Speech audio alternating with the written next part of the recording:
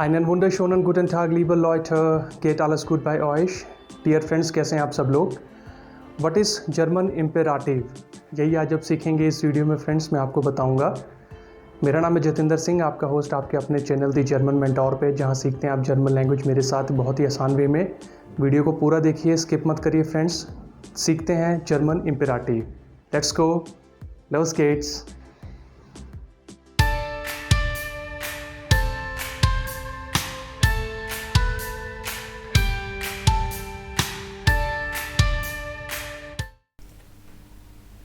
Hello dear friends, फिर से welcome करता हूं आपके अपने चैनल दी जर्मन मेंटोर पे। मेरा नाम है जतिंदर सिंह। आज का टॉपिक है जर्मन इम्पेराटिव। आज हम सीखेंगे इस वीडियो में फ्रेंड्स। वीडियो को पूरा देखिए, स्किप मत करिए और देखने के बाद लाइक, कमेंट और शेयर ज़रूर करिए और चैनल को ज़रूर सब्सक्राइब कीजिए बेल आइकन प्रेस करके, सो दैट नोटिफिकेशंस आपको मिले आने वाले वीडियोज़ के रेगुलर। तो चलिए शुरू करते हैं। Welcome to the German mentor, learn German with excellence in Hindi. लो स्केट्स, चलिए कंटिन्यू करते हैं। टुडेज़ टॉपिक इम्पेराटिव, जिसे हम जर्मन में डेर इम्पेराटिव भी बोलते हैं फ्रेंड्स, तो इसको आप नोट कर सकते हैं एज ए जर्मन वोकेबलरी। अब ये होता क्या है इम्पेराटिव? देखिए, व्हाट इज़ जर्मन इम्पेराटिव, ये मैं आपको आज क्लियर करूँगा। ये हमारा फर्स्ट पॉइंट है। सेकंड पॉइंट जो हम कवर करेंगे, in which situations we use imperative and how to use them. किस सिचुएशन में इम्पेराटिव यूज़ होता है और इसको कैसे यूज़ किया जाता है, इसका स्ट्रक्चर कैसे होता है फ्रेंड्स। तो वीडियो की लेंथ पे मत जाइए, वीडियो थोड़ा सा लेंथी हो सकता है क्योंकि लैंग्वेज अगर आप सीख रहे हैं तो टाइम तो देना पड़ेगा फ्रेंड्स। इंपॉर्टेंट कंटेंट है तो वीडियो को लास्ट तक देखिए। तो ये 2 पॉइंट्स मैं इस वीडियो में कवर करूँगा इम्पेराटिव स्ट्रक्चर के केस में। तो चलिए चलते हैं। पहला पॉइंट था what is German imperative. We use imperative form when we give direct advices, instructions, command and request to second person who is available in front of us. तो ये स्टेटमेंट पढ़ के समझ में आ रहा है फ्रेंड्स कि इम्पेराटिव होता क्या है। जब हम किसी सेकंड पर्सन को कुछ एडवाइस देते हैं या इंस्ट्रक्शन देते हैं, कमांड का मतलब होता है आदेश देना, या किसी चीज़ के लिए हम रिक्वेस्ट करते हैं सेकंड पर्सन को जो आपके सामने अवेलेबल है, जो आपको नज़र आ रहा है। ये थर्ड पर्सन के लिए यूज़ नहीं होता है फ्रेंड्स इम्पेराटिव, ये ध्यान में रखिएगा। ओके, ये एक यूनिवर्सल रूल है। इंग्लिश में भी यही होता है, जर्मन में भी यही है, बट जो कि ये जर्मन क्लास है तो जर्मन में आपको बताऊँगा। सेकेंड पॉइंट है we can use imperatives in informal and formal way both. अब ये भी आपको मालूम है कि जर्मन लैंग्वेज के अंदर जो है फॉर्मल और इनफॉर्मल वे तरीका चलता है कम्युनिकेट करने का। तो ये कैसे होता है, देखिए। पहला जो होता है दू का मतलब होता है यू, आप जानते हैं, सिंगुलर फॉर्म में इनफॉर्मल वे, जिसे हम बोलते हैं तू या तुम। ओके। सेकंड होता है हमारा ईयर का मतलब होता है यू ऑल, जिसे हम हिंदी में तुम या तुम सब या तुम लोग कह सकते हैं। ये प्लूरल फॉर्म होता है दू का इनफॉर्मल वे में। और थर्ड होता है हमारा जी का मतलब होता है you and you all. Hindi में बोलूँ तो आप या आप लोग। ओके, तो ये सिंगुलर और प्लूरल दोनों के लिए यूज़ होता है जी फॉर्मल वे में। ओके, तो ये जो इम्पेराटिव फॉर्म है फ्रेंड्स, ये दू, ईयर और जी के लिए ही यूज़ होता है। ये तीनों ही फॉर्म जो होते हैं सेकेंड पर्सन, इसको हम बोलते हैं। थर्ड पर्सन के लिए इम्पेराटिव यूज़ नहीं होता है। तो मैं दू, ईयर और जी में कैसे यूज़ होता है ये मैं आपको सेंटेंसेस में बताऊंगा, तो आपको क्लियर हो जाएगा आज। और इसके आगे देखिए एक नोट है जो मैंने आपके लिए बनाया है। The conjugation of verbs is different while using in imperative forms and sentence will start always with a verb. तो नॉर्मल कॉन्जुगेशन से इम्पेराटिव सेंटेंस के अंदर कॉन्जुगेशन अलग होता है और सेंटेंस की शुरुआत हमेशा वर्ब से होती है। बट जर्मन ग्रामर जो रूल है उसमें हम ये समझते हैं कि जो वर्ब की पोजीशन हमेशा सेकंड होती है, बट इम्पेराटिव सेंटेंसेस के अंदर सेंटेंस हमेशा वर्ब से स्टार्ट होता है। ओके, तो दू, ईयर और जी में ये कैसे यूज़ किया जाता है मैं आपको जस्ट अभी क्लियर करने वाला हूँ। तो देखिए, कंटिन्यू करते हैं सेशन को। ये आपके सामने मैंने एक रेफरेंस मटेरियल लिया है फ्रेंड्स। लेफ्ट साइड पे अगर आप देखें तो सब्जेक्ट्स हैं हमारे दू, ईयर और जी, जो पीछे मैंने आपको बताया। दू होता है यू सिंगुलर इनफॉर्मल, ईयर होता है यू ऑल प्लूरल में इनफॉर्मल, और जी होता है यू सिंगुलर और प्लूरल दोनों केस में फॉर्मल वे में। और ऊपर जो है मैंने कुछ 3 वर्ब्स लिए हैं, ट्रिंकन, गेन, स्पीलन। To drink, to go, to play. तो जैसा कि आप जानते हैं कि कॉन्जुगेशन कैसे की जाती है, जो पहले के वीडियोस में मैं आपको बता चुका हूँ, वो मैं रिपीट नहीं करूँगा, जस्ट इम्पेराटिव में आपको बताऊँगा। तो दू में जो ट्रिंकन का कॉन्जुगेशन होता है बन जाता है ट्रिंक्स्ट, गेन का बन जाता है गेस्ट, स्पीलन का बन जाता है स्पील्स्ट, उसी तरीके से ईयर होता है ट्रिंक्ड, गेन बन जाता है गेट, स्पीलन बन जाता है स्पील्ट, और जी के फॉर्म में जैसे आप जानते ही हैं कि हमेशा इन्फिनिटिव फॉर्म रहता है फ्रेंड्स। तो दू के केस में क्या होता है कि आपको जो एंडिंग होती है वर्ब की, जो ई एन है वो हटा के एस टी लगाना होता है, और ईयर के केस में ई एन जो एंडिंग है उसको हटा के टी लगाना होता है। ओके, तो ये दू, ईयर और जी हो गया। अब इसको यूज़ कैसे करते हैं इम्पेराटिव फॉर्म में, देखिए rule to use इम्पेराटिव।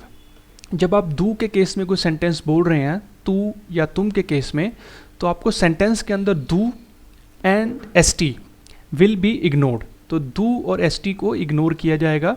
Similarly year के केस में ईयर विल बी इग्नोर्ड, और जी के केस में कोई चेंज नहीं होता है इम्पेराटिव सेंटेंसेस के अंदर। अब ये कैसे होता है, देखिए एक वर्ब मैं आपके सामने लेकर आऊँगा और एक एक करके आपको बाइफरकेट करके बताऊँगा, तो आपको समझ में आ जाएगा।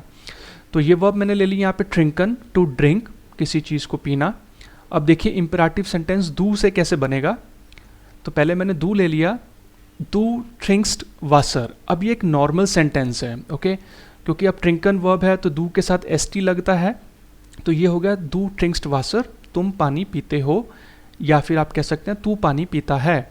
अब इसका इम्पेराटिव फॉर्म कैसे बनेगा, इम्पेराटिव ट्रिंक वासर। तो अब लेफ्ट साइड पे नीचे देखिए, दू के केस में क्या होता है कि आपको दू और एस टी नहीं लगाना है, यानी कि इसका मतलब बन गया पानी पी या पानी पियो। ओके, तो इम्पेराटिव फॉर्म यही होता है जब शॉर्ट फॉर्म में बोलते हैं। ओके, सिंपल सेंटेंस है तुम पानी पीते हो, तो इम्पेराटिव बन जाएगा पानी पियो। तो इस केस में क्या हो गया, एक तो दू आपको इग्नोर करना है और एस टी इग्नोर करना है इम्पेराटिव फॉर्म के केस में, तो ये बन जाएगा ट्रिंक वासर। तो ये आपका हो गया दू के केस में पानी पियो। अब देखते हैं हम ईयर के केस में रूल कैसे होता है फ्रेंड्स। ये आ गया आपके सामने ईयर, नॉर्मल सेंटेंस बनता है ईयर ट्रिंक्ड वासर, तुम लोग पानी पीते हो। अब इसका इम्पेराटिव बनाना हो तो देखिए ये बन जाएगा ट्रिंक्ड वासर, पानी पियो, तुम लोग पानी पियो, एक शॉर्ट फॉर्म में। तो इसमें क्या हो जाएगा, ईयर आपको एलिमिनेट करना है, जो कि लेफ्ट साइड पे आप नीचे देख सकते हैं, ईयर विल बी इग्नोर्ड। तो ये फॉर्म हो गया ईयर के केस में। अब जी के केस में देख लेते हैं फ्रेंड्स, इसमें होता है नो चेंज।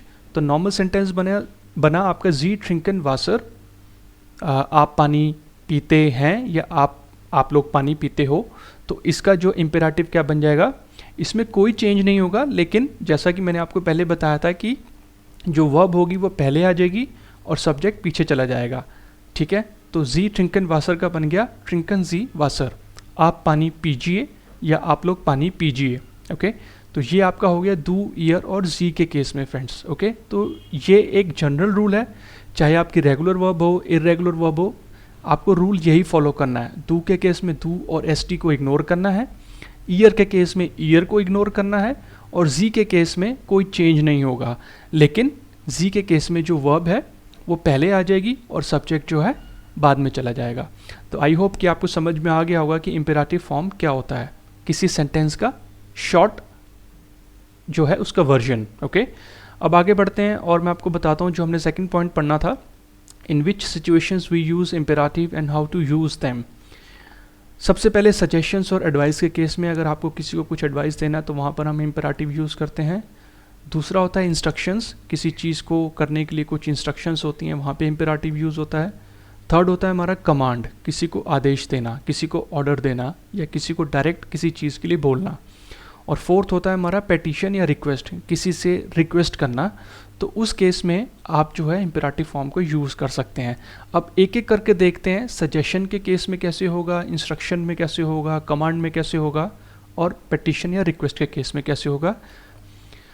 तो देखिए सजेशन और एडवाइस, पहला सिनेरियो ले लेते हैं। ये एक जर्मन क्लास चल रही है जिसका नाम है द जर्मन मेंटोर। एक टीचर है और उसके सामने 3 स्टूडेंट बैठे हैं।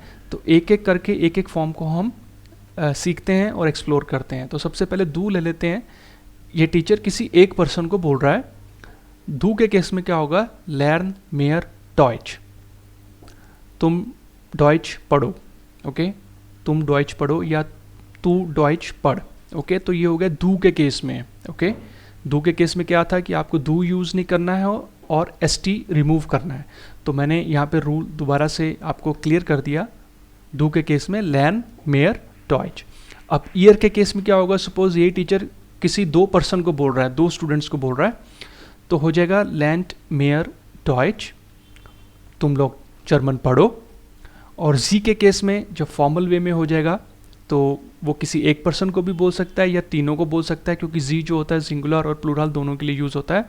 तो जी के केस में क्या हो जाएगा, लर्नन जी मेयर डॉइच, आप जर्मन पढ़िए या आप लोग जर्मन पढ़िए। ओके, तो ये आपका हो गया सजेशंस और एडवाइस के केस में कि उनको बोला जा रहा है कि आप लोग जर्मन ज़्यादा पढ़ो।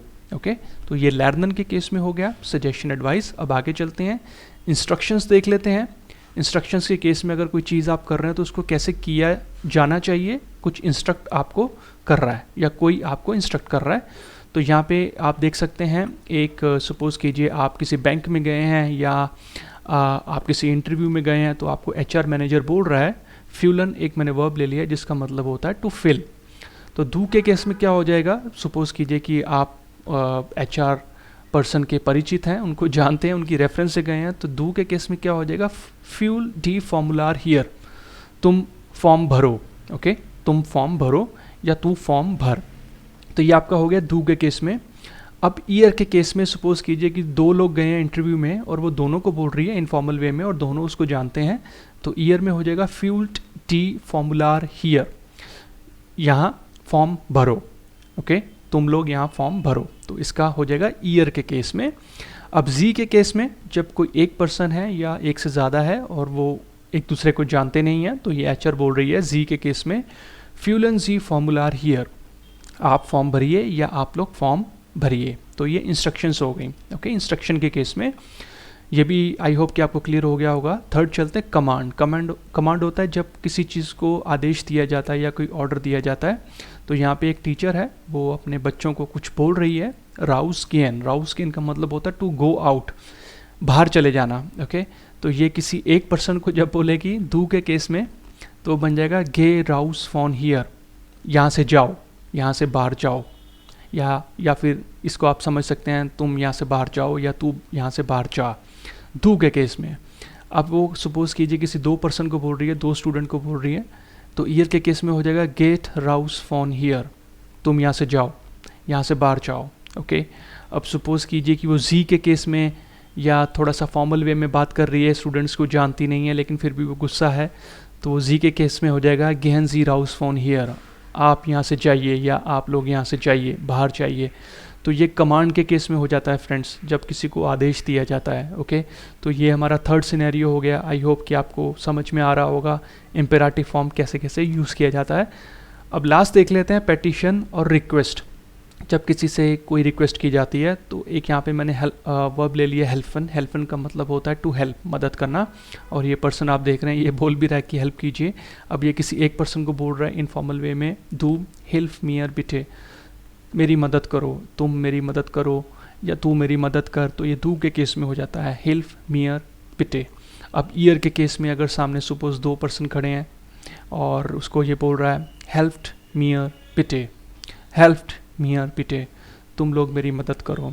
ओके, ये तुम लोग जो मैं बोल रहा हूँ ये एक्चुअल में नहीं बोला जाता, लेकिन ये जस्ट आपको समझाने के लिए है कि डू और ईयर के केस में कैसे वो चीज़ डिफाइन की जाती है। अब जी के केस में वो पर्सन किसी को बहुत ही पोलाइट वे में बोल रहा है, तो जी के केस में हो जाएगा हेल्पन जी मियर बिटे, मेरी मदद कीजिए। वो सामने एक पर्सन हो सकता है या दो पर्सन हो सकते हैं, दो से ज़्यादा हो सकते हैं। तो डू, ईयर और जी। तो फ्रेंड्स ये पूरे जो वीडियो का कंक्लूजन यही है कि आपको डू, ईयर और जी का जो रूल है वो याद रखना है। वर्ब चाहे रेगुलर हो चाहे इरेगुलर हो, वो रूल जो है दोनों ही वर्ब्स में फॉलो होगा। ओके, डू के केस में डू और एस टी हटाना है, ईयर के केस में आपको ईयर हटाना है, और जी के केस में कोई चेंज होता ही नहीं है।